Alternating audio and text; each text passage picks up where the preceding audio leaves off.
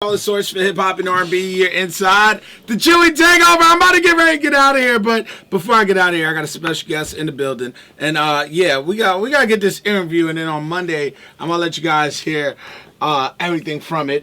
We gotta go to Chirac. We gotta visit Chirac, Montana. Rap God, man. Now you done seen a lot of things, so my first question is, do I have to say it all together, like Montana of 300? You can get past with the Montana 300. Okay, Montana 300. And then when I come back, you can be like Montana.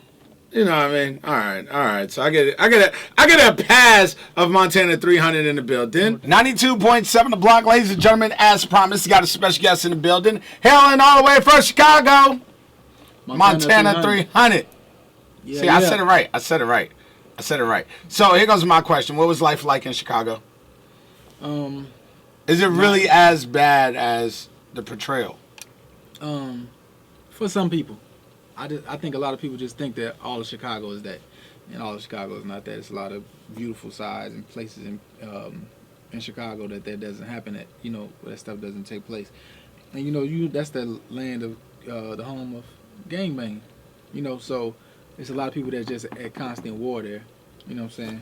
And it's not like, oh, we never seen you walk through Chicago before, I'll shoot you. It's not like that. So usually when it's something shooting related, it's always there's a reason behind it. Sometimes you just have some people that innocent bystanders that just happen to live in that area. Man, so it's really like that. You know what I'm saying? Things like that. Yeah, but thousands of tourists come to Chicago every day with cameras, and it's also pimping. There's also a lot of pimping going on. They said pimping. Yeah, I think that's died down a little bit though. Really? It's can't tell that to my uncle D. Ray Davis, because he's still pimping, and he from Chicago. That's what's up. I just watched his stand-up too. Yeah, he did a good job. It was okay. Yeah, he did a good job. It was okay. Now he's doing the tour with Martin Lawrence, so big shout out to him. Chicago has definitely birthed some of music and entertainment's best products. Yes, sir. It also was the home of Oprah. So my question is, have you ever seen Oprah? No, never seen her. What? No. Have you ever tried? No. You never tried to see Oprah? One person I ever tried to see in my life that I seen twice is Kanye West. I was like 16. I just started rapping. And what happened? And he had a show at what was the name of this place? I forgot the name of the place. But anyway, he had a show, and he had just got on, you know what I'm saying, pop. So he had a show there, Common, and I had seen John Legend. He was part of a group at the time. Yeah. So I seen him, and I was like, man, this dude, that's from the video, with the girls, whatever it was called. I forgot the name of the song. But I asked him if he could give me the rap for Kanye West. You know what I'm saying? He was like, man, he gonna be coming out soon. Just just wait for him. Yeah. He really didn't have a name. We didn't know his name was John Legend. He just part of the group. Oh man. You know what I'm saying? So I seen that. So then a little bit, I'm waiting. I'm kind of by it's like some little garbage cans, kind of like dumpsters outside. I'm standing out there in the parking lot, and I had seen Common walk out, and when he walked out the door, it was like 1, 2, 3 steps into a truck, like that fast. I'm like, dang. Common? Yeah. So I'm like, he left the building, 1, 2, 3, straight in the truck. So I'm like, wow. So that's probably how Kanye will come out. You know what I'm saying? So now you gotta get in position. Right. So he came out, and I called his name. He looked, so security was finna grade. I'm like, hey, can I rap for you? He's like, yeah, come on. So I stood next to him. He's like, yeah, take your time. And we walk into his truck. He had a little ways to walk, and I rapped to him. It was probably like one of my early raps that I ever wrote. I told you I was 16.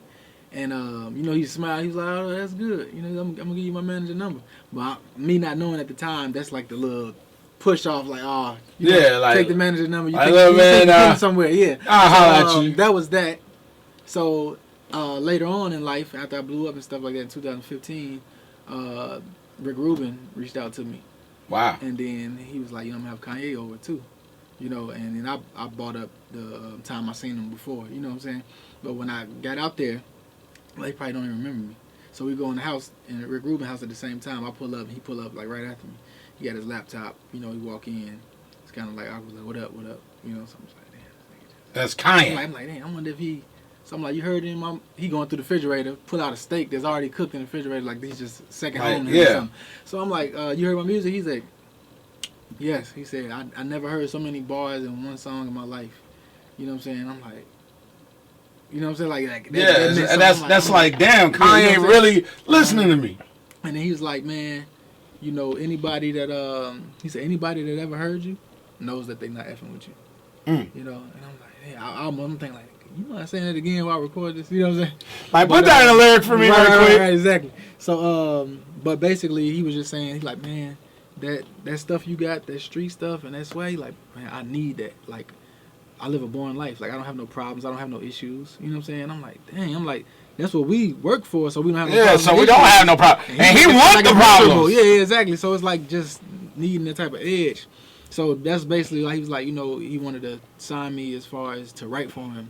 And he was like, if you don't, also another option is like I can sign you as one of my artists too. And you know, I've had my time. I really, you know, he like that's like Big Sean when I first signed him. He was like, man, I want you on this song. I want you on this song. And I was like, man, I'm giving you the world. Yeah. I'm giving you the stage. Like, do you? When I was going through all my videos, like going crazy over the stuff I was saying, and Russell Simmons came by, the owner of the NBA came by, and I'm just looking at this in this house like, I'm probably the brokest person in this house at the time with like $30,000 to my name, but I'm like, I'm in this house for a reason. Like, I'm gonna be rich one day. You know what I'm saying? I'm here. And so I just roll with myself and stay true to myself. You know, just, you know, they say the devil you know is better than the devil you don't know. Like, I don't know what other things y'all dealing with or what deals y'all might be stuck in or might be trying to bring me into, but I'm comfortable. I'm not desperate right now. So where we at now with the Kanye relationship?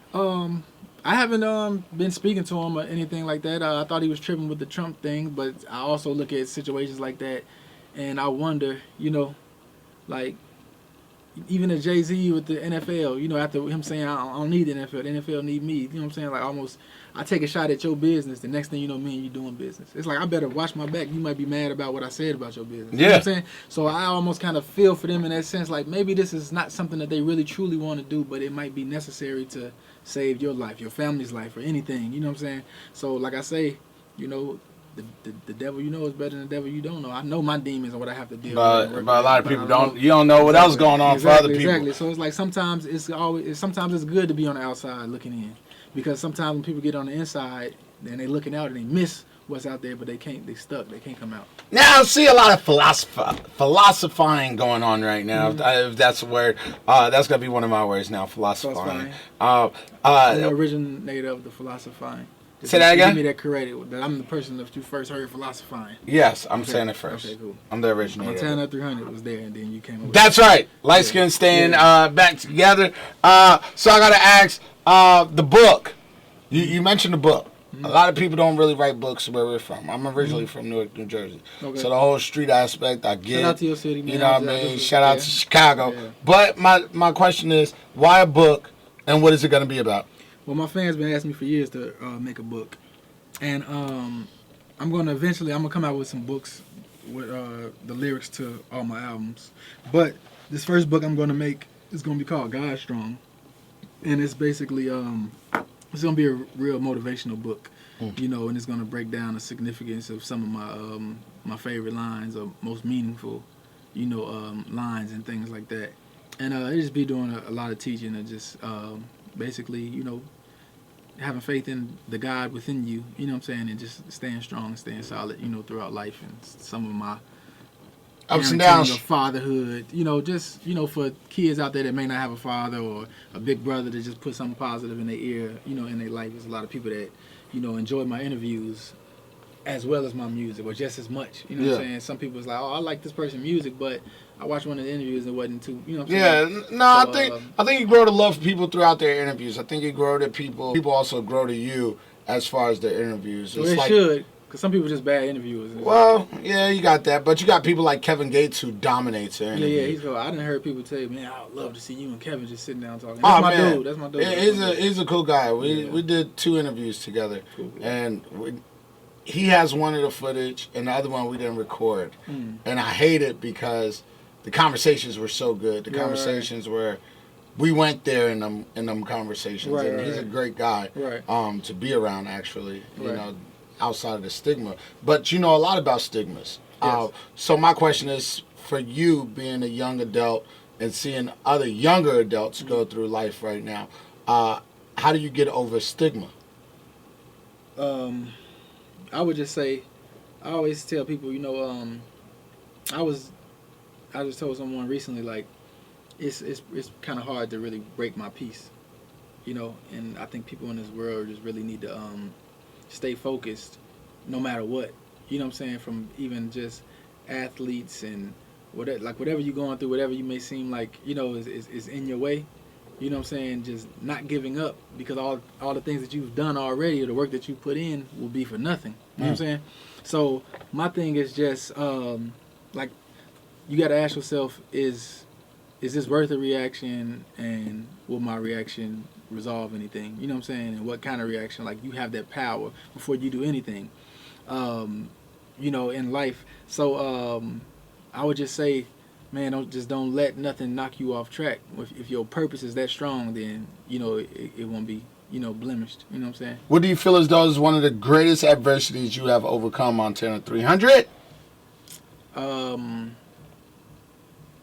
I would say, you know, some people might have an aura about themselves, and I'm not saying this on no cockiness or nothing, but I done hustled and been in the streets, and, you know, and sold drugs and stuff like that. Never sold crack because my mom was a crack addict, and I knew how that affected people's families. Just weed, you know, pounds of weed and stuff like that. And I've been casually out there, you know, I just sold pounds of weed. Yeah, nothing too bad, you know. But anyway, I done been to different cities before I was even on, and seen how people may look at me. You know, and back then I was more flashy and, you know, more, you know, things like that. And I need more attention. Yeah, exactly. So it's like, I've seen hate really from all different kind of angles. You know what I'm saying? And I know what it's like to have, you know, people, maybe your own friends, that feel like, oh, I'm not going to share this post or not do this because you think you're stopping something. You know what I'm saying? Yeah. And so I just think the hate, even in my own city, just, you know, Chicago, places in Illinois, I've seen, you know, multiple people try to not credit me or do certain things. It's like, I stay to myself. I never kiss no